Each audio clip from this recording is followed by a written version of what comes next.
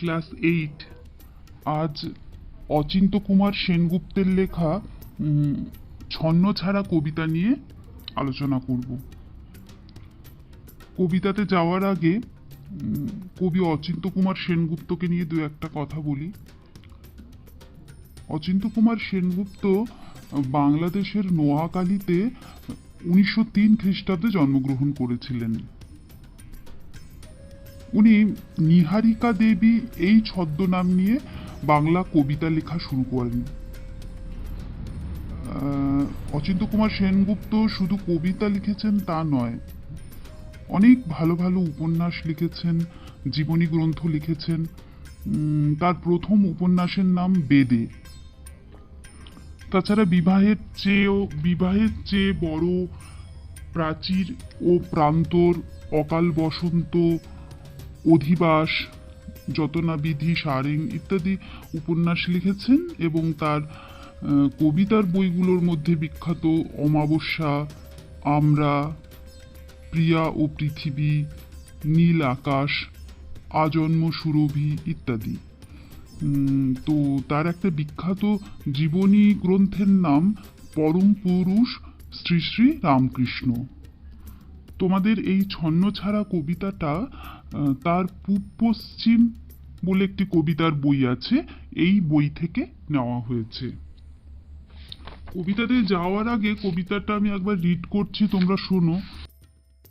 দেখো, কবিতাটা তোমাদের বইয়ের 74 পেজে। ছন্নছাড়া অচিন্ত্য কুমার সেনগুপ্ত।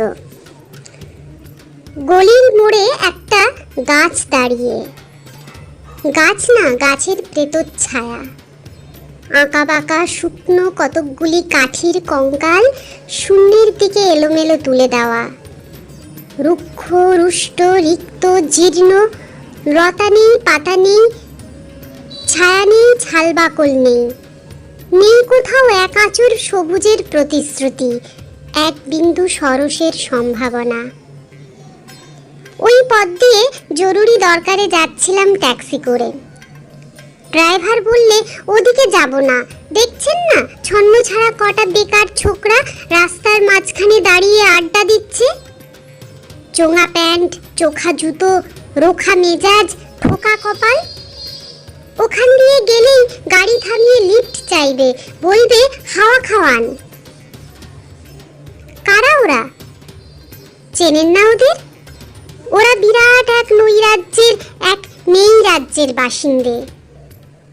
ওদের কিছু নেই, ভিটে নেই, ভিট নেই, রীতি নেই, নীতি নেই, আইন নেই, কানুন নেই, বিনয় নেই, ভদ্রতা নেই, শ্লীলতা শালীনতা নেই। ঘেঁষবেন না ওদের কাছে। কেন নেই? ওরা যে নেই রাজ্যের বাসিন্দে। ওদের জন্য কলেজে সিট নেই, অফিসে চাকরি নেই, কারখানায় কাজ নেই, ট্রামে বাসে জায়গা নেই, মেলায় খেলায় টিকিট নেই, হাসপাতালে বেড নেই, বাড়িতে ঘর নেই, খেলবার মাঠ নেই, অনুসরণ করবার নেতা নেই, প্রেরণা জাগানো প্রেম নেই। ওদের প্রতি সম্ভাষণে কারু দরদ নেই। ঘরে বাইরে উদাহরণ যা আছে তা ক্ষুধা হরণের, সুধা ক্ষরণের উদাহরণ নয়, তা সুধা হরণের, ক্ষুধা ভরণের উদাহরণ। শুধু নিজের দিকে ঝোল টানা। এক ছিল মধ্যবিত্ত বাড়ির এক চিলতে ফালতু এক রক, তাও দিয়েছে লোপাট করে। তাই এখন পথে এসে দাঁড়িয়েছে সড়কের মাঝখানে। কোত্থেকে আসছে সেই অতীতের স্মৃতি নেই, কোথায় দাঁড়িয়ে আছে সেই বর্তমানের গতি নেই, কোথায় চলেছে নেই সেই ভবিষ্যতের ঠিকানা। সেচহীন ক্ষেত, মণিহীন চোখ, চোখহীন মুখ, একটা স্ফুলিঙ্গহীন ভিজে বারুদের স্তূপ। আমি বললুম, না, ওখান দিয়েই যাব, ওখান দিয়েই আমার শর্টকাট। ওদের কাছাকাছি হতেই মুখ বাড়িয়ে জিজ্ঞেস করলুম, তোমাদের ট্যাক্সি লাগবে, লিফট চাই? আরে এই তো ট্যাক্সি, এই তো ট্যাক্সি, লে হালুয়া। সোল্লাসে চেঁচিয়ে উঠল ওরা, সিটি দিয়ে উঠল, পেয়ে গেছি, পেয়ে গেছি, চল পানসি, বেলঘরিয়া। তিনটে ছোকরা উঠে পড়ল ট্যাক্সিতে। বললুম, কদ্দূর যাবে? এই কাছেই, ওই দেখতে পাচ্ছেন না ভিড়, সিনেমা নয়, জলসা নয়, নয় কোনো ফিল্মি তারকার অভ্যর্থনা। একটা নিরীহ লোক গাড়ি চাপা পড়েছে, চাপা দিয়ে গাড়িটা উধাও। আমাদের দলের কয়েকজন গাড়িটার পিছে ধাওয়া করেছে, আমরা খালি ট্যাক্সি খুঁজছি। কে সে লোক? একটা বেওয়ারিশ ভিখিরি, রক্তে মাংসে দলা পাকিয়ে গেছে। ওর কেউ নেই, কিছু নেই। শোবার জন্য ফুটপাত আছে তো মাথার উপরে ছাদ নেই। ভিক্ষার জন্য পাত্র একটা আছে তো তার মধ্যে প্রকাণ্ড একটা ফুটো। রক্তে মাখামাখি সেই দলা পাকানো ভিখিরিকে ওরা পাঁজাকোলা করে ট্যাক্সির মধ্যে তুলে নিল। চেঁচিয়ে উঠল সমস্বরে, আনন্দে ঝংকৃত হয়ে, প্রাণ আছে, এখনো প্রাণ আছে। রক্তের দাগ থেকে আমার ভব্যতা ও শালীনতাকে বাঁচাতে গিয়ে আমি নেমে পড়লুম তাড়াতাড়ি। তারপর সহসা শহরের সমস্ত কর্কশে কঠিনে, সিমেন্টে, কংক্রিটে, ইটে, কাঠে, পিচে, পাথরে, দেওয়ালে দেওয়ালে বেজে উঠল এক দুর্বার উচ্চারণ, এক প্রত্যয়ের সপ্তপ্ত শঙ্খধ্বনি। প্রাণ আছে, এখনো প্রাণ আছে। প্রাণ থাকলে স্থান আছে, মান আছে, সমস্ত বাধা নিষেধের বাইরেও আছে অস্তিত্বের অধিকার। ফিরে আসতেই দেখি গলির মোড়ে গাছের সেই শুকনো বৈরাগ্য বিদীর্ণ করে বেরিয়ে পড়েছে হাজার হাজার সোনালি কচি পাতা। মর্মরিত হচ্ছে বাতাসে, দেখতে দেখতে গুচ্ছে গুচ্ছে উথলে উঠেছে ফুল, ঢেলে দিয়েছে বুকের সুগন্ধ। উড়ে এসেছে রং বেরঙের পাখি, শুরু করেছে কলকণ্ঠের কাকলি। ধীরে ধীরে ঘন পত্রপুঞ্জে ফেলেছে স্নেহার্ত দীর্ঘ ছায়া, যেন কোনো শ্যামল আত্মীয়তা। অবিশ্বাস্য চোখে চেয়ে দেখলুম কঠোরের প্রচ্ছন্নে মাধুর্যের বিস্তীর্ণ আয়োজন। প্রাণ আছে, প্রাণ আছে, শুধু প্রাণই আশ্চর্য সম্পদ। এক ক্ষয়হীন আশা, এক মৃত্যুহীন মর্যাদা। দেখো, এই ছন্নছাড়া কবিতাটা পড়ে আমরা কি বুঝলাম? ছন্নছাড়া মানে লক্ষ্মী ছাড়া, স্ত্রী ছাড়া। এখানে ছন্নছাড়া ছেলেরা বলতে বাউন্ডুলে কিছু ছেলের কথা বলা হয়েছে। এই কবিতায় কতকগুলি স্ত্রী ছাড়া, লক্ষ্মী ছাড়া, বাউন্ডুলে বেকার যুবকদের কথা আছে। এই যুবকদের প্রতি কবির সহানুভূতি প্রকাশ পেয়েছে এই কবিতায়। কবিতার শুরুতেই একটা গাছের কথা আছে, যে গাছটি গলির মোড়ে দাঁড়িয়ে আছে, কিন্তু গাছটি দেখে মনে হচ্ছে যেন গাছের ভূত। জীর্ণ শীর্ণ, শুকনো, লতা পাতা নেই, ছাল বাকল নেই, এক বিন্দু কোথাও মানে সবুজ নেই, এক ফোঁটা সরসতা নেই, ঠিক ওই বেকার যুবকদের মতো। আড্ডাবাজ ছেলেগুলোর মতোই এই গাছটা। ট্যাক্সি করে ওই পথ দিয়েই জরুরি দরকারে যাচ্ছিলেন কবি। ট্যাক্সি ড্রাইভার ওই পথ দিয়ে যেতে চাইছিল না, কারণ ছেলেরা জোর করে ট্যাক্সি থামাবে এবং বলবে, ট্যাক্সিতে চেপে গিয়ে বলবে যে হাওয়া খাওয়ান, বেড়াতে নিয়ে যান, লিফট চাইবে। তো এই জন্য ওই দিক দিয়ে ড্রাইভার যেতে চাইছিল না। কবি জানতে চাইলেন ওরা কারা। ওরা আসলে সর্বহারার দল। ওদের কিছু নেই, ভিটেমাটি নেই, আইন কানুন নেই, ভদ্রতা, সভ্যতা, বিনয়, ওদের কিছুই নেই। কবির মনে হয়েছে কেন এইসব গুণ ওদের মধ্যে নেই, কেন ওদের মধ্যে কিছুই নেই? কারণ ওরা হচ্ছে নেই রাজ্যের বাসিন্দে, অর্থাৎ ওদের সামনে সবকিছুই না। ওরা কোনো কিছুই জীবনে পায়নি। ওদের কলেজে সিট নেই, কোনো চাকরি নেই, কারখানায় কাজ নেই, ট্রামে বাসে কোনো জায়গা নেই, মেলায় খেলায় টিকিট পায় না, হাসপাতালে বেড পায় না, ওদের বাড়িতে ঘর নেই, খেলবার মাঠ নেই, পথ দেখানোর মতো কোনো নেতা নেই, অনুপ্রেরণা দেওয়ার মতন কোনো প্রেম নেই, ওদের কিছুই নেই। কেউ ওদের সঙ্গে দরদ দিয়ে কথা বলে না, কেউ ওদের ভালোবাসে না, কেউ দুটো ওদের সাথে ভালো কথা বলে না। সবাই বলে ওদের থেকে দূরে থাকতে, ওদের সাথে মিশবে না। অভিভাবকরা সবাই বলে তাদের নিজেদের বাচ্চাদের যে ওদের ধারে কাছে যেও না, ওদের সাথে মিশো না, ওরা বাজে ছেলে, ওদের থেকে দূরে থাকবে। একটা বাড়ির সামনে রকে তারা আড্ডা দিত, ওটাও উঠিয়ে দিয়েছে। তাই ওরা এখন রাস্তার মাঝখানে এসে দাঁড়িয়েছে। ওদের কোনো ভবিষ্যৎ নেই, ওদের অতীত সম্পর্কেও ওরা জানে না, ওরা বর্তমানেও একই জায়গায় দাঁড়িয়ে আছে, ওদের ভবিষ্যতে কি হবে কিছুই জানে না। যাই হোক, ড্রাইভার বললে যে ওদের পাশ দিয়ে ট্যাক্সি নিয়ে যাওয়া যাবে না, কারণ ওরা ট্যাক্সিতে চেপে যাবে। কিন্তু কবির কৌতূহল হলো এবং কবির ওই রাস্তাটা শর্টকাট, তাই তিনি বললেন যে না, তিনি ওই দিক দিয়েই যাবেন। এবং যাওয়ার সময় কৌতূহল বশত তিনি ছেলেদের জিজ্ঞাসা করলেন যে তাদের ট্যাক্সি লাগবে কিনা। কয়েকটা ছেলে লাফ দিয়ে ট্যাক্সিতে চেপে বসলো। কবি জানতে চাইলেন তারা কোথায় যাবে। ওরা বলল, দেখতে পাচ্ছেন না সামনে ভিড়, কোনো জলসা নয়, সিনেমা নয়, কোনো ফিল্মের তারকা আসছে না সেখানে। একটা বেওয়ারিশ নিরীহ ভিখিরি গাড়ি চাপা পড়েছে, চাপা দিয়ে গাড়িটা উধাও হয়ে গেছে। ওই চাপা পড়া ভিখিরিটিকে ওরা ফুটপাতে থেকে তুলে নিল, হ্যাঁ, তুলে নিয়ে পাঁজা কোলা করে ট্যাক্সিতে নিয়ে উঠল।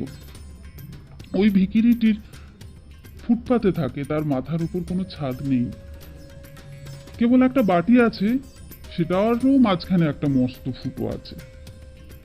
রক্তে মাখানো ওই ভিখিরিকে পাঁজাকোলা করে ওরা ট্যাক্সির মধ্যে তুললো, চেঁচিয়ে উঠলো যে না, এখনো বেঁচে আছে, বেঁচে আছে, এখনো প্রাণ আছে। কিন্তু কবির ধপধপে জামা কাপড়ে যদি রক্তের দাগ লেগে যায়, জামা কাপড় যদি নষ্ট হয়ে যায়, ঠিক সভ্য ভদ্র না লাগে, তাই জন্য তিনি কি করলেন, তাড়াতাড়ি ট্যাক্সি থেকে নেমে পড়লেন। যখন তিনি কাজ শেষে ফিরে আসছেন, গলির মোড়ের সেই যে রসকসহীন গাছটাকে তিনি দেখেছিলেন, তার মনে হচ্ছে যেন গাছটা এখন সবুজে সবুজ হয়ে গেছে। হাজার হাজার সোনালী কচি কচি পাতা বাতাসে হেলে দুলে মর্মরিত হচ্ছে, গুচ্ছ গুচ্ছ ফুল ফুটেছে এবং সেই গাছে রং বেরঙের প্রচুর পাখি এসে আশ্রয় নিয়েছে।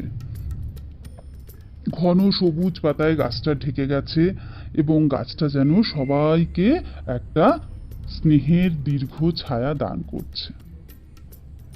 যে গাছটাই তিনি শুরুতে দেখেছিলেন যে ওই রকম রিক্ত, শুকনো, কঙ্কালের মতো, ঠিক গাছের মতো নয়, সেই গাছটাই পরে তার মনে হলো যে না, গাছটা সবুজ এবং গাছটা সবাইকেই স্নেহের ছায়া দান করছে। আসলে এই কবিতাটিতে গাছটা হলো ওই বেকার ছন্নছাড়া বাউন্ডুলে ছেলেগুলোর প্রতীক। গাছটিকে প্রথমে কবির মনে হয়েছিল রুক্ষ, শুষ্ক, কঙ্কাল, স্নেহ মমতাহীন একটা প্রেতচ্ছায়া মনে হয়েছিল। ঠিক তেমনি সমাজের চোখে ওই বেকার ছন্নছাড়া যুবকেরা অভদ্র, বিনয় নেই, শালীনতা নেই, লাজ লজ্জা নেই, বেহায়া, এইরকম বলেই মনে হয় সমাজের অন্যান্য মানুষদের কাছে। তাদের জন্য সব জায়গায় কেবল না না না, তাদের সব জায়গায়, কলেজে, হসপিটালে, ট্রামে, বাসে একটাই শব্দ শুনতে হয়, না। অথচ এরাই মানুষ যখন বিপদে পড়ে, রাস্তাঘাটে কেউ বিপদে পড়ে, সবার আগে কিন্তু এরাই ছুটে যায়, এরাই নিয়ে যায় হসপিটালে, এরাই মানুষের বিপদে কিন্তু সবার আগে এসে দাঁড়ায়। তাই ওই বেওয়ারিশ ভিখিরিটি, যার কেউ নেই, কোথাও কিছু নেই, সেই ভিখিরিটিকে বাঁচানোর জন্য তারা চেষ্টা করে।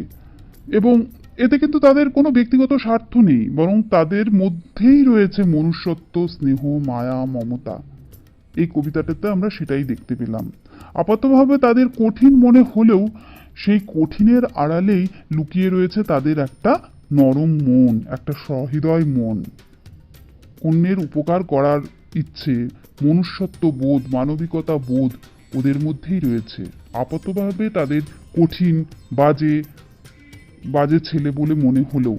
তাই এই কবিতার শেষে লক্ষ্য করা যায় সেই প্রেত সমান গাছটা, যে গাছটিকে ভূতের মতো মনে হয়েছিল, সেই গাছটাতেই অজস্র সবুজ সরস পাতায় ভরে গেছে। চলো এরপর আমরা কবিতার লাইনগুলো পড়ে পড়ে একটু মানেগুলো বোঝার চেষ্টা করি। বইটা খোলো। আচ্ছা, গলির মোড়ে একটা গাছ দাঁড়িয়ে, গাছ না, গাছের প্রেতচ্ছায়া, আঁকা বাঁকা শুকনো কতকগুলি কাঠির কঙ্কাল শূন্যের দিকে এলোমেলো তুলে দেওয়া, রুক্ষ রুষ্ট রিক্ত জীর্ণ, লতা নেই, পাতা নেই, ছায়া নেই, ছালবাকল নেই, নেই কোথাও এক আঁচড় সবুজের প্রতিশ্রুতি, এক বিন্দু সরসের সম্ভাবনা। তাহলে কবিতার শুরুতেই আমরা একটা গাছের বর্ণনা পাচ্ছি। গলির মোড়ে একটা গাছ দাঁড়িয়ে আছে, কিন্তু গাছ বলতে আমরা যা বুঝি, লতা পাতা ফুল সতেজতা সরসতা, এসব কিছু নেই গাছটার মধ্যে। বরং গাছটা হচ্ছে একদম শুকনো রুক্ষ রিক্ত জীর্ণ, যেন কতগুলো শুকনো কাঠি দিয়ে সাজানো, এবং সে কাঠির কঙ্কালের মতো শূন্যের দিকে, আকাশের দিকে যেন দাঁড়িয়ে আছে একটা কঙ্কাল গাছের। গাছটিতে কোনো লতা পাতা নেই, ছাল বাকল নেই, কিচ্ছু নেই, কোনো সতেজতা নেই, সরসতা নেই, কোথাও এক বিন্দু সবুজতা নেই। ওই পথ দিয়ে জরুরি দরকারে যাচ্ছিলাম ট্যাক্সি করে। ড্রাইভার বললে ওদিকে যাব না, দেখছেন না ছন্নছাড়া কটা বেকার ছোকরা রাস্তার মাঝখানে দাঁড়িয়ে আড্ডা দিচ্ছে, চোঙা প্যান্ট, চোখা জুতো, রোখা মেজাজ, ঠোকা কপাল, ওখান দিয়ে গেলেই গাড়ি থামিয়ে লিফট চাইবে, বলবে হাওয়া খাওয়ান। ওই পথ দিয়েই, ওই গলির পথ দিয়েই একটা জরুরি দরকারে ট্যাক্সি নিয়ে কবি যাচ্ছিলেন। কিন্তু ড্রাইভার বলল যে ওইদিকে যাব না, ওইদিকে গেলেই সামনে বিপদ, কারণ কয়েকটা বকহাটের ছেলে ওখানে আড্ডা দিচ্ছে, গেলেই ওরা ট্যাক্সি জোর করে থামাবে, দিয়ে ট্যাক্সিতে চেপে যাবে, চেপে গিয়ে বলবে হাওয়া খাওয়ান, বেড়াতে নিয়ে যান। হ্যাঁ, ওদের থেকে একটু দূরে থাকাই ভালো। ওদের বর্ণনা দিতে গিয়ে বলেছে যে ওরা হচ্ছে চোঙা প্যান্ট পরে, অর্থাৎ চাপা বিশেষ স্টাইল করা প্যান্ট পরে, চোখা জুতো, এক বিশেষ ধরনের জুতো, চাপা সরু লম্বা জুতো, ওদের রোখা মেজাজ, মানে একটুতেই ওরা একদম রেগে যায়, রাগ একদম সপ্তমে উঠে যায়, এত তাদের রাগ এবং তেজ। কিন্তু ঠোকা কপাল ওদের, ওদের কপালে কিচ্ছু নেই। ওখান দিয়ে গেলেই ওরা উঠে যাবে এবং উঠে গিয়ে বলবে লিফট চাই ওদের। ওদের প্রত্যেকটি মানুষের কাছে, সমাজের প্রত্যেকটি স্তরের মানুষের কাছে ওরা খারাপ ছেলে বলেই পরিচিত। সাধারণত অভিভাবকরা বলে যে ওদের দিকে যেও না, ওদের সাথে মিশো না, ওদের ধারে কাছে যাবে না, ইত্যাদি। কারা ওরা? চেনেন না ওদের? ওরা বিরাট এক নৈরাজ্যের, এক নেই রাজ্যের বাসিন্দে। ওদের কিছু নেই, ভিটে নেই, ভিত নেই, রীতি নেই, নীতি নেই, আইন নেই, কানুন নেই, বিনয় নেই, ভদ্রতা নেই, শ্লীলতা শালীনতা নেই। ঘেঁষবেন না ওদের কাছে। তো কবি জানতে চাইছেন যে ওরা কারা। ড্রাইভার জানালো যে ওদেরকে চেনেন না আপনি, ওরা নৈরাজ্যের বাসিন্দে। নৈরাজ্য মানে কি? যে রাজ্যে কোনো শাসন নেই, নিয়ম কানুন নেই, কেউ কোনো নিয়ম মেনে চলে না, সেই রাজ্যটাকে নৈরাজ্য বলা হয়। এই সব বেকার যুবকদেরও চালচলনে কোনো নিয়ম কানুন নেই, ওরা কোনো কিছু মানে না, কোনো কিছুতে ভয় পায় না, ওদের কোনো ভিটে নেই, ভিত নেই, অর্থাৎ অর্থাৎ কোথায় থাকে তারও ওদের কোনো ঠিক নেই। ভিত নেই মানে ছোটোর থেকে যে বড় হয়ে উঠেছে তার সঠিক পথের দিশা, অর্থাৎ গাইড করে বড় করে নিয়ে যায়নি কেউ ওদের, যে কোন পথে গেলে তোমরা ভালো মানুষ হবে, সেটা কেউ কোনোদিন দেখিয়ে দেয়নি। রীতি নেই, অর্থাৎ নিয়ম কানুন নেই। নীতি নেই, অর্থাৎ কোথায় কিভাবে চলতে হয়, কি কথা বলতে হয়, কেমন করে ব্যবহার করতে হয়, তার কিছুই জানে না এরা। আইন কানুন মানে না, নম্রতা বিনয় প্রকাশ এসব কিচ্ছু জানে না, কিছুই জানে না ওরা। বড়দের কাছে মাথা নত করা, লজ্জা শরম এসব কিচ্ছু নেই ওদের। ওদের কাছে ঘেঁষতে, অর্থাৎ ধারে কাছে যেতে বারণ করছে ড্রাইভার। কেন নেই? তাহলে কবি জানতে চাইলেন যে কেন ওদের এইসব ভদ্রতা নম্রতা ওদের মধ্যে নেই কেন? ওরা যে নেই রাজ্যের বাসিন্দে, ওদের জন্য কলেজে সিট নেই, অফিসে চাকরি নেই, কারখানায় কাজ নেই, ট্রামে বাসে জায়গা নেই, কারণ ওরা নেই রাজ্যের বাসিন্দে। ওদের জন্য কলেজে সিট নেই। কোনো রকমের স্কুল পাস করলেও কলেজে সহজে ভর্তি হতে ওরা পারে না। ওরা তাই কোনো চাকরি টাকরিও পায় না, কারখানায় কাজ পায় না। আসলে যত যুবক আছে কারখানায় তার থেকে কাজ অনেক কম, তাই তারা কোনো কাজ পায় না। ট্রামে বাসে ওরা ঝুলতে থাকে, ওরা কোনো জায়গা পায় না। মেলায় খেলায় টিকিট নেই, হাসপাতালে বেড নেই। তাহলে ওদের জন্য মেলায় খেলায় ওরা কোনো টিকিট পায় না, কারণ ওই বেকার ছেলেদের টাকা পয়সা নেই। ওরা টাকা পয়সা কোথায় পাবে, ওরা তো কোনো রোজগার করে না। তাই টিকিট কেটে বিনোদনের জন্য মেলায় খেলায় ওরা যেতে পারে না। হাসপাতালে বেড নেই, অসুস্থ হলে হাসপাতালে বেড পায় না এরা। কারণ হচ্ছে যে সমাজে যারা গুরুত্বপূর্ণ, যারা প্রতিপত্তিশালী মানুষ, তারা আগে চিকিৎসার সুযোগ পায়। ওদের তো সমাজে কোনো গুরুত্ব নেই, এসব ছেলেদের তো কোনো গুরুত্ব নেই, ওরা খারাপ ছেলে। তাই ওদের কিছু হলে হাসপাতালে সহজে এরা বেড পায় না। ওদের বাড়িতে ঘর নেই। বাড়িতে ঘর নেই এটা আবার কিরকম কথা না? দেখো, বাড়ি আর ঘরের মধ্যে একটা সূক্ষ্ম পার্থক্য আছে। বাড়ি বলতে বোঝায় ইট, পাথর, সিমেন্ট বা মাটি, কাঠ, খড়, পাতা এসব দিয়ে তৈরি একটা গৃহ, একটা আচ্ছাদন, যেখানে নিরাপদে বসবাস করা যায়।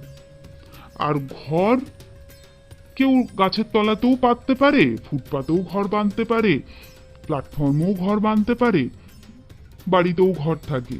ঘর হলো এমন একটি ভাবনা যেখানে শান্তি, মনের একটি আশ্রয় থাকে। ঘরের মধ্যে স্নেহ, ভালোবাসা এই ব্যাপারগুলো থাকে।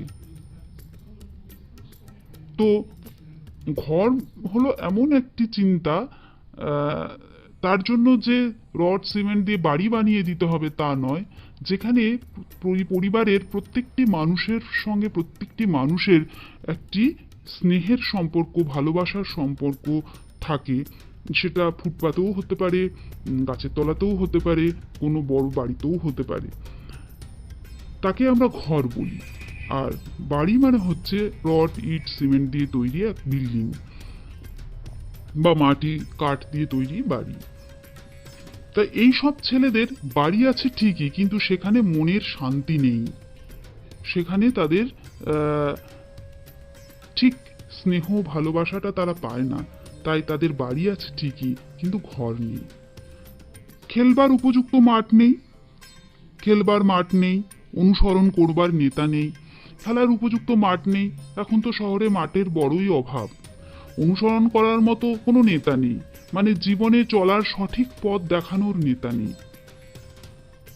ওদের প্রতি সম্ভাষণ, প্রেরণা জাগানো প্রেম নেই। অর্থাৎ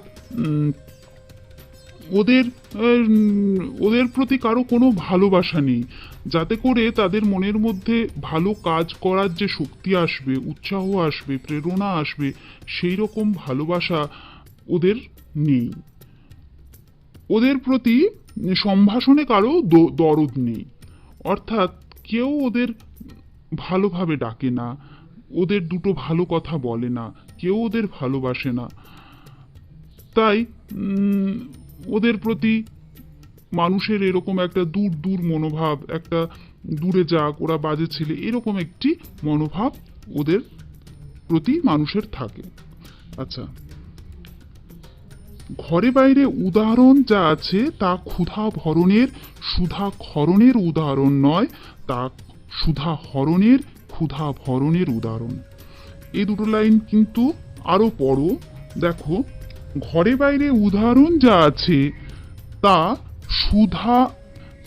ক্ষুধা হরণের, সুধা ক্ষরণের উদাহরণ নয়, তা সুধা হরণের, ক্ষুধা ভরণের উদাহরণ। অর্থাৎ ওদের প্রতি মানুষের যে ব্যবহার, তা এই দুটো লাইনের মধ্যে কিন্তু প্রকাশ পেয়ে গেছে। দেখো, বেঁচে থাকার জন্য সবাইকে ক্ষুধা, অর্থাৎ খিদে পেলে খাবার খেতে হয়। খাবার না খেলে শরীর অপুষ্ট হতে থাকে। ঠিক তেমনি যদি স্নেহ, ভালোবাসা, শ্রদ্ধা এগুলো মানুষ না পায়, তাহলে আমাদের মনের স্বাস্থ্যও কিন্তু ভালো থাকে না।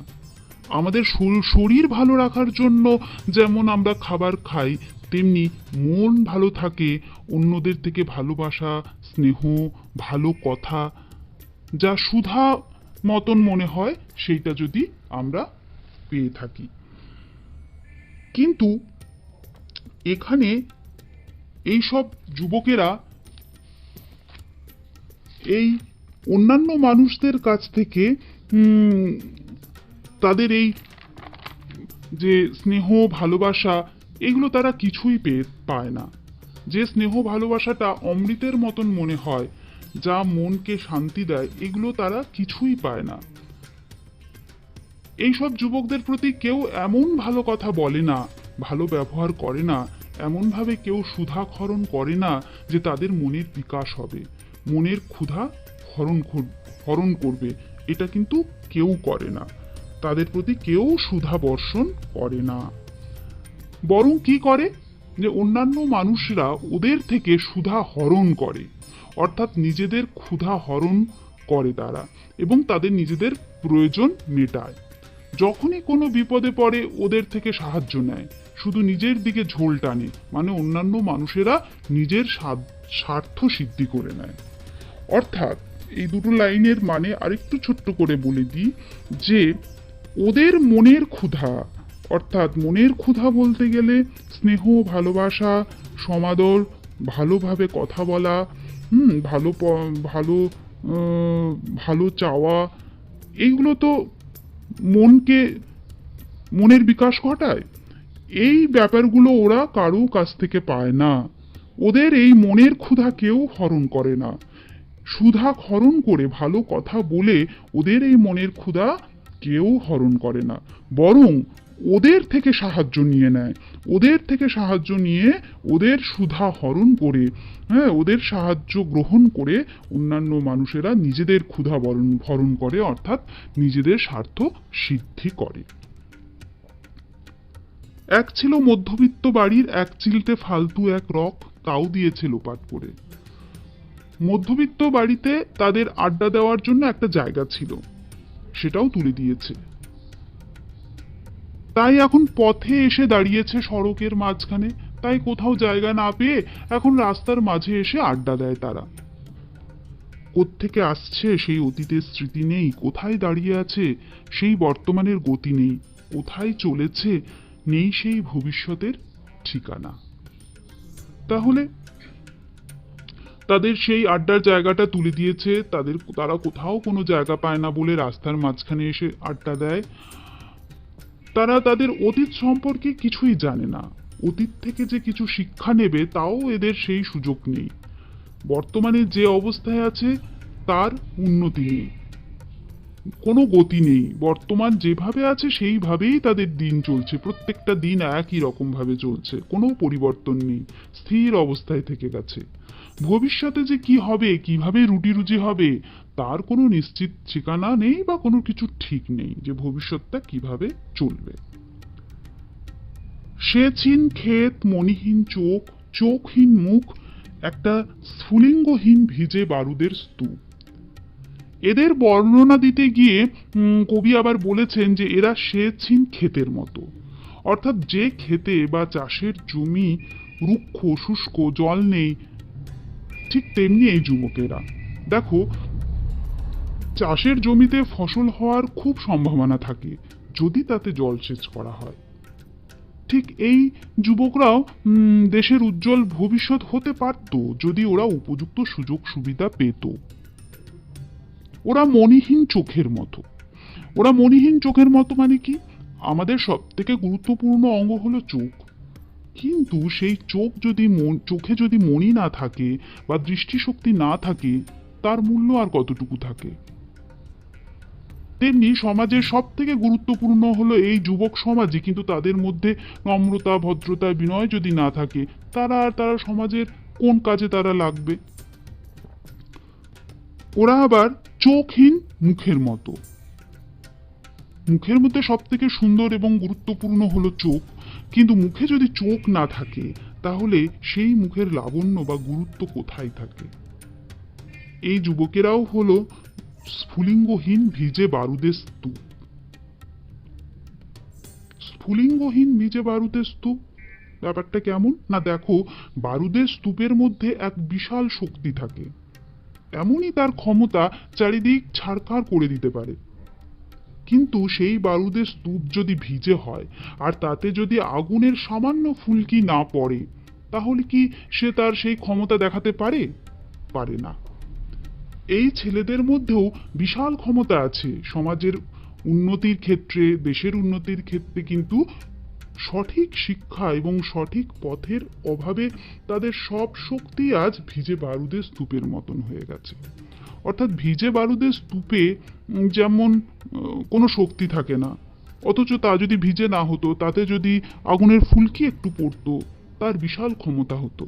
ঠিক সেরকমই এই ছেলেরা এইভাবে ছন্নছাড়া, বেকার, ফালতু হয়ে গেছে। কিন্তু যদি এরা সঠিক পথ খুঁজে পেত, সঠিক নেতা পেত, ভালোবাসা পেত, স্নেহ পেত, তবে এরাও কিন্তু দেশকে এবং সমাজকে উন্নতির দিকে নিয়ে যেতে পারত। পরের স্ট্যান্ডায় দেখো, আমি বললুম, না, ওখান দিয়েই যাব, ওখান দিয়েই আমার শর্টকাট। কবি তবু ওখান দিয়ে যেতে চাইলেন, কারণ ওখান দিয়ে তার শর্টকাট, সহজে তিনি তার গন্তব্যে পৌঁছে যেতে পারবেন। ওদের কাছাকাছি হতেই মুখ বাড়িয়ে জিজ্ঞেস করলুম, তোমাদের ট্যাক্সি লাগবে, লিফট চাই? ওই ছেলেদের কাছাকাছি যখন তিনি গেলেন, তখন কৌতূহল বশত কবি একটু মুখ বাড়িয়ে জিজ্ঞাসা করলেন, কি তোমাদের ট্যাক্সি লাগবে কিনা, তোমাদের লিফট চাই কিনা? আরে এই তো ট্যাক্সি, এই তো ট্যাক্সি, লে হালুয়া। সোল্লাসে চেঁচিয়ে উঠলো ওরা, সিটি দিয়ে উঠলো, পেয়ে গেছি, পেয়ে গেছি, চল, পানসি, বেলঘড়িয়া। তিনটে ছোকরা উঠে পড়লো ট্যাক্সিতে। তাহলে কি হলো? এটা শুনেই, যে কবি যখন ওদেরকে বললেন যে তোমাদের ট্যাক্সি চাই কিনা, এটা শুনেই ওরা লে হালুয়া বলে আনন্দে চেঁচিয়ে উঠলো, সিটি দিয়ে উঠলো। যে এরপর কবি জানতে চাইলেন যে তোমরা কত দূর যাবে। ওরা বলল যে কি না, ওই যে দেখতে পাচ্ছেন না, সিনেমা নয়, জলসা নয়, কোনো ফিল্মি তারকার অভ্যর্থনা নয়, ওই যে দেখতে পাচ্ছেন না সামনে ভিড়, সিনেমা নয়, জলসা নয়, নয় কোনো ফিল্মি তারকার অভ্যর্থনা। তাহলে ওরা বলল যে সামনে ভিড় দেখতে পাচ্ছেন তো, তবে সেখানে কোনো সিনেমা হচ্ছে না, কোনো জলসা হচ্ছে না, কোনো যে সিনেমা আর্টিস্ট বা তারকা এসেছে তাও নয়। কি হয়েছে? একটা নিরীহ লোক গাড়ি চাপা পড়েছে, চাপা দিয়ে গাড়িটা উধাও। আমাদের দলের কয়েকজন গাড়িটার পিছে ধাওয়া করেছে, আমরা খালি ট্যাক্সি খুঁজছি। তাহলে কি হলো না, ওরা জানালো যে একটা নিরীহ লোককে গাড়ি চাপা দিয়ে ওই কাণ্ডজ্ঞানহীন গাড়ির চালক গাড়িটা নিয়ে চম্পট দিয়েছে। ওই ছন্নছাড়া যুবকদের কয়েকটা ছেলে গাড়িটার পিছনে ধাওয়া করেছে, তাড়া করেছে গাড়িটা ধরবার জন্য, আর বাকিরা একটা খালি গাড়ি খুঁজছে, যাতে করে ওই গাড়ি চাপা পড়া লোকটাকে হসপিটালে নিয়ে যাবে। তখনই তারা কবির এই ট্যাক্সিটা পেয়ে গেল। কে সে লোক? একটা বেওয়ারিশ ভিখিরি, রক্তে মাংসে দলা পাকিয়ে গেছে। ওর কেউ নেই, কিছু নেই। শোবার জন্য ফুটপাত আছে তো মাথার উপরে ছাদ নেই। ভিক্ষার জন্য পাত্র একটা আছে তো তার মধ্যে প্রকাণ্ড একটা ফুটো। তাহলে কে ওই ভিখিরিটা? কে কে সে? না, একটা বেওয়ারিশ ভিখিরি গাড়ি চাপা পড়েছে, যার কোনো ওয়ারিশ নেই, অর্থাৎ যার কেউ নেই, রক্তে মাংসে দলা পাকিয়ে গেছে, ওর কিছু নেই, ওর কেউ নেই। শোবার জন্য ফুটপাত আছে, কিন্তু মাথার উপর কোনো ওর ছাদ নেই। ভিক্ষার জন্য একটা বাটি আছে ঠিকই, তাও সেই বাটিটার মাঝখানে একটা মস্ত ফুটো। অর্থাৎ সহায় সম্বলহীন একটা ভিখিরি গাড়ি চাপা পড়েছে। আচ্ছা, রক্তে মাখামাখি সেই দলা পাকানো ভিখিরিকে ওরা পাঁজাকোলা করে ট্যাক্সির মধ্যে তুলে নিল। চেঁচিয়ে উঠল সমস্বরে, আনন্দে ঝংকৃত হয়ে, প্রাণ আছে, এখনো প্রাণ আছে। তাহলে দলা পাকানো সেই ভিখিরিকে পাঁজাকোলা করে, অর্থাৎ দু হাত দিয়ে ধরে কোলের কাছে তুলে ওরা ট্যাক্সিতে তুলল, এবং এখনো প্রাণ আছে বলে ওরা একসাথে চেঁচিয়ে উঠল, ঝুঁকৃত দিয়ে উঠল, একসাথে এক গলায় তারা চেঁচিয়ে উঠল। দেখো, তাহলে এইসব তথাকথিত বাউন্ডুলে যুবকেরা কার জন্য ছোটাছুটি করছে? কার প্রাণ বাঁচাতে চাইছে? না একটা নিঃস্ব ভিখিরির, যাকে বাঁচিয়ে ছেলেগুলোর কিন্তু কোনো স্বার্থসিদ্ধি বা লাভ হবে বলে মনে হয় না, কিন্তু তবুও তারা সেই সব কথা মনের মধ্যে স্থান না দিয়ে তাকে বাঁচানোর চেষ্টা করছে। এখানেই কবিতাটার মূল কথাটি লুকিয়ে আছে। তারা একসঙ্গে চেঁচিয়ে উঠল, আনন্দে ঝংকৃত হয়ে সমস্বরে চেঁচিয়ে উঠল যে প্রাণ আছে, এখনো প্রাণ আছে। রক্তের দাগ থেকে আমার ভব্যতা ও শালীনতাকে বাঁচাতে গিয়ে আমি নেমে পড়লুম তাড়াতাড়ি। রক্তের দাগ জামা কাপড়ে লেগে যেতে পারে, তাহলে আর ভদ্র দেখতে লাগবে না, তাই কবিতার কথক ট্যাক্সি থেকে তাড়াতাড়ি নেমে গেলেন। তাহলে এই ঘটনা থেকে কি বুঝলে তোমরা?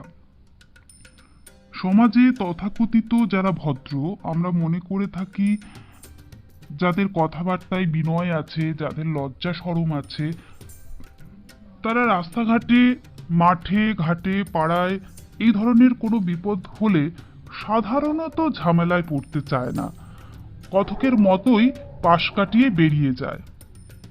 আর যারা অভদ্র, শালীনতা নেই যাদের, আড্ডাবাজ, বাজে ছেলে যারা, তারা কোনো কিছু তোয়াক্কা না করে বিপদের মধ্যে ঝাঁপিয়ে পড়ে, রক্ষা করতে চায় বিপদগ্রস্ত মানুষদের।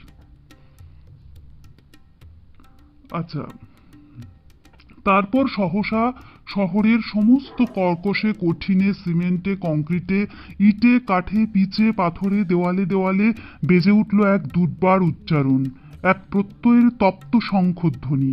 প্রাণ আছে, এখনো প্রাণ আছে।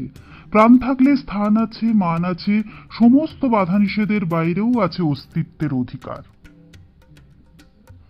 তাহলে হঠাৎ যেন কবি শুনতে পেলেন এই কঠিন শহরের সিমেন্টে, কংক্রিটে, ইটে, কাঠে, পিচে এক প্রত্যয়ের অর্থাৎ আশাবাদের ধ্বনি, এক আশাবাদের কথা তিনি যেন শুনতে পেলেন যে প্রাণ আছে। এই পৃথিবীতে বেঁচে থাকাটাই আসল কথা। তোমরা তোমাদের বইয়ের প্রথম কবিতা, রবীন্দ্রনাথ ঠাকুরের কবিতা বোঝাপড়াতে এমনই একটা কথা পড়েছো যে যারা ভাবে জীবন দুঃখময়, আর কিছু নেই জীবনে, কিছু পাওয়ার নেই, তারাই দেখে হঠাৎ করে যে কবিতার লাইনে রয়েছে যে মরণ এলে হঠাৎ দেখি মরার চেয়ে বাঁচাই ভালো। অর্থাৎ বেঁচে থাকাটাই জীবনের মূল মন্ত্র। প্রাণ না থাকলে পৃথিবী ইট পাথরের মতো জড় পদার্থে পরিণত হবে। মারা যদি না যায় মানুষ, তাহলে মানুষের এই পৃথিবীতে এখন একটা অস্তিত্ব আছে, একটা স্থান আছে। আর স্থান থাকলে তো সে হয়তো কিছু করতেও পারবে, তার মান থাকবে। আর প্রাণ থাকলে সে যে এই পৃথিবীর একটি মানুষ, সেই অধিকারটা তার থাকে, সেই অস্তিত্বের অধিকার তার থাকে। ফিরে আসতেই দেখি গলির মোড়ে গাছের সেই শুকনো বৈরাগ্য বিদীর্ণ করে বেরিয়ে পড়েছে হাজার হাজার সোনালি কচি পাতা, মর্মরিত হচ্ছে বাতাসে। দেখতে দেখতে গুচ্ছে গুচ্ছে উথলে উঠেছে ফুল, ঢেলে দিয়েছে বুকের সুগন্ধ। উড়ে এসেছে রং বেরঙের পাখি, শুরু করেছে কলকণ্ঠের কাকুলি। ধীরে ধীরে ঘন পত্রপুঞ্জে ফেলেছে স্নেহার্দ্র দীর্ঘ ছায়া, যেন কোনো শ্যামল আত্মীয়তা। কবি যখন ফিরে আসছেন তখন দেখছেন যে যে গাছটা মৃত বলে মনে হয়েছিল যাতে প্রাণ নেই, যাকে মনে হয়েছিল গাছের একটি প্রেত, কবি কল্পনায় দেখতে পান সেই গাছটিতেই সেই রিক্ততা এবং সেই শুষ্কতার বিরাগ ভাব বিদীর্ণ করে হাজার হাজার সোনালি কচি পাতা ভরে গেছে। সুন্দর গন্ধময় গুচ্ছ গুচ্ছ ফুল ফুটেছে, কত পাখি আশ্রয় নিয়েছে। স্নেহের দীর্ঘ ছায়া এই গাছটি যেন সবাইকে দান করেছে। সবার সঙ্গে যেন একটা গভীর আত্মীয়তা সৃষ্টি হয়েছে গাছটির। এই গাছই হলো সেই সব বাউন্ডুলে ছেলেদের প্রতীক। আগেই বলেছি এই কথাটা তোমাদের, যাদের মনে হয় অভদ্র, বাজে ছেলে, যাদের মেজাজ সবসময় রুখা থাকে, কিন্তু কবি দেখিয়েছেন এই কবিতায় এই গাছটার মতোই ওই সব যুবকেরা নিঃস্বার্থভাবে সবার বিপদে পাশে দাঁড়ায় এবং স্নেহ ভালোবাসা দান করে। সবাই যাদের ঘৃণা করে তাদের মধ্যেই এই মানবিকতা বোধ রয়েছে বলে কবি মনে করেছেন। এক গভীর আত্মীয়তা কবি লক্ষ্য করেছেন। পরের লাইনে দেখো, কঠোর অবিশ্বাস্য চোখে চেয়ে দেখলুম কঠোরের প্রচ্ছন্নে মাধুর্যের বিস্তীর্ণ আয়োজন। ওই একই কথা, যে গাছকে প্রেত মনে হয়েছিল, যে গাছকে কঠোর মনে হয়েছিল, তার মধ্যেই দেখা গেল এক অপার সৌন্দর্য। কবিতার শেষে আমরা তাই দেখতে পেলাম। ঠিক যেমন ছন্নছাড়া যুবকদের কঠোর মনে হয়েছিল, রুক্ষ মনে হয়েছিল, কিন্তু দেখা গেল তাদের মধ্যেই প্রচ্ছন্ন রয়েছে, অর্থাৎ লুকিয়ে রয়েছে, আড়ালে লুকিয়ে রয়েছে, তাদের বাইরের রুক্ষতার আড়ালে লুকিয়ে আছে এক মানবিক রূপ, মানবিকতার এক মাধুর্য, এক সৌন্দর্য। প্রাণ আছে, প্রাণ আছে, শুধু প্রাণই আশ্চর্য সম্পদ, এক ক্ষয়হীন আশা, এক মৃত্যুহীন মর্যাদা। প্রাণই যে আশ্চর্য সম্পদ, প্রাণীর এই ক্ষয়হীন মর্যাদা যারা রক্ষা করতে পারে, যারা রক্ষা করতে জানে, মানুষের বিপদে যারা পাশে দাঁড়াতে জানে, তারাই তো আসল মানুষ। এটাই মনুষ্যত্বের পক্ষে আশাবাদের কথা। ভিডিওটা ভালো লাগলে একটা লাইক দেবেন আর শেয়ার করে বন্ধুদের দেখার সুযোগ করে দেবেন। আর অবশ্যই সাবস্ক্রাইবটা করে নেবেন, কেননা সাবস্ক্রাইব একদম ফ্রি, কোনো পয়সা লাগে না। ধন্যবাদ।